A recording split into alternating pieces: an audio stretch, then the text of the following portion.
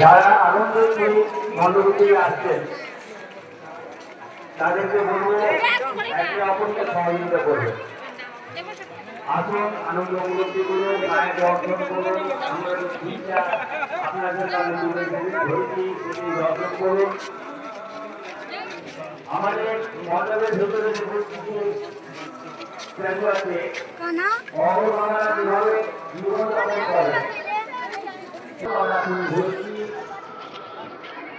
তারপরে আপনি ব্যানারে আগুন জলে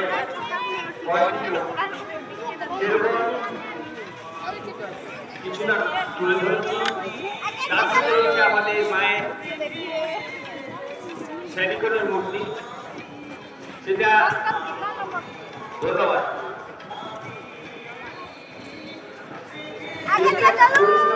মনে রাখা কিছু পারিনি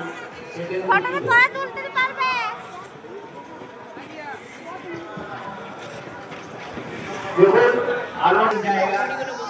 আপনি যদি মনোযোগ সহকারে আমাদের এই চিন্তা রাখেন হয়তো উপস্থিত হতে পারলেন যে আপনি বেনারসে পৌঁছে গেছেন। সেই চেষ্টা আমরা রেখেছি যে আপনাদের আনন্দ দেব।